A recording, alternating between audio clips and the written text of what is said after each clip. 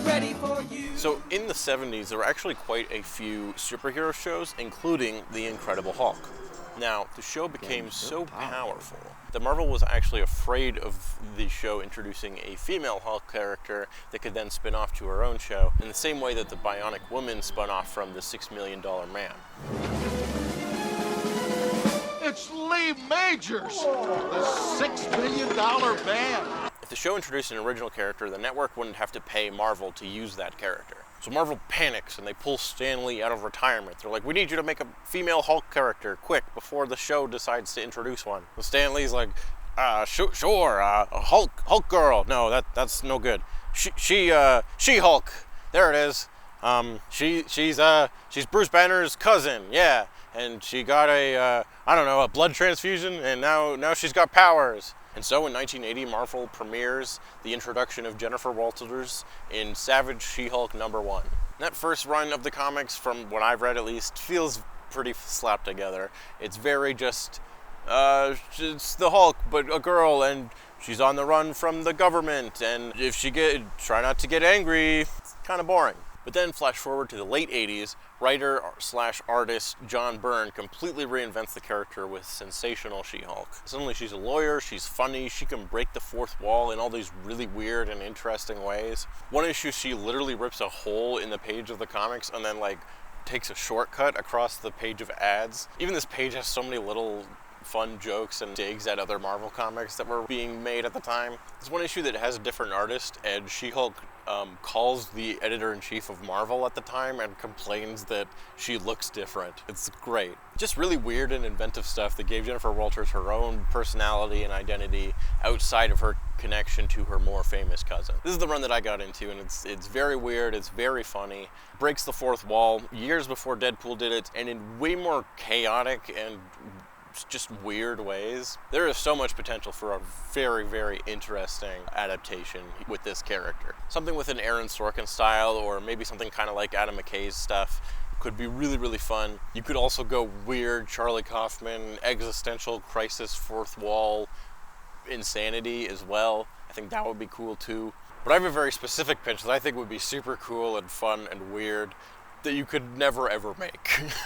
But first, a little more background. If you don't know, back in the 90s, Marvel was actually on the verge of going bankrupt, so they started selling off the movie rights to all of their characters. Fantastic Four and X-Men went to 20th Century Fox, Spider-Man went to Sony, and The Incredible Hulk went to Universal Studios.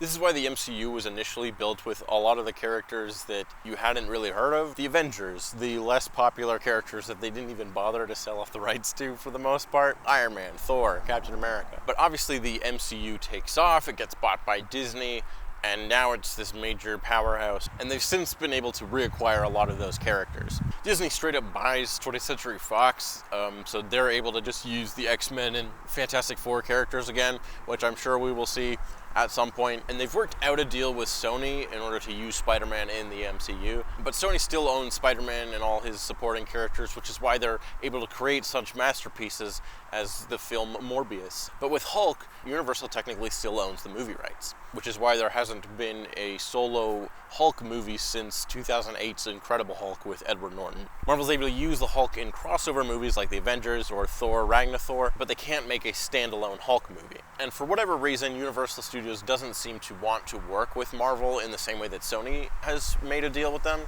So for the foreseeable future, we still won't be getting any Hulk solo movies, as far as we know. Which brings us to now with the premiere of the She-Hulk show. I'm not sure what legal loopholes Marvel had to jump through to get this project actually made, but I'm betting it wasn't easy. So here is my pitch.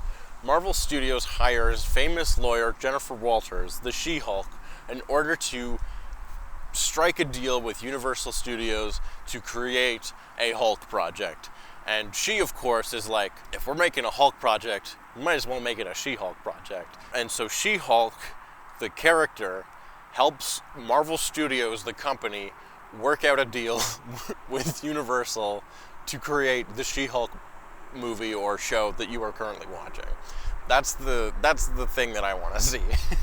You get weird fourth wall break stuff. Most of it is like a courtroom drama, Aaron Sorkin-esque, like corporate thriller. It would go into the like weird and semi-ambiguous history of like the Incredible Hulk movie and why he looks like Edward Norton versus Mark Ruffalo in the later movies. We'd maybe even tie in to the Ang Lee Hulk at some point. Like, I think it'd be interesting if the Incredible Hulk movie was an in-universe movie based on real events that happened with Mark Ruffalo, and like you have some weird thing where General Ross was like on board with the movie for some reason and like was playing himself in it. I think you do some weird shit like that. There's a sequence I would love to see that's like right after Jennifer Walters gets her powers, right after the blood transfusion. And it's kind of like that final scene from Captain America, the first Captain America, when he wakes up and then he realizes that he's in like a fake 40s room and like breaks out. And we do kind of that, but instead She-Hulk wakes up and then she freaks out because she sees like the camera crew, and then she like busts out of the room and she's in like the studio, and she like leaves and she like runs past the director, and we see her like breaking out of Marvel Studios and stuff like that. Kevin Feige would be like a major character in this movie. Maybe we can even make him, you know, he has the brilliant idea to call up Jennifer Walters or something. I don't really have all the details for how this movie would actually work, or if it would be even possible. You'd have to work directly with Universal Studios, obviously, and they'd be kind of the antagonists of the film. So yeah, I don't think that would ever happen. But I think it would be a really, really cool and crazy idea, because I'm sure there's all kinds of weird legal stuff that we don't know that much about that went into making the She-Hulk show at all.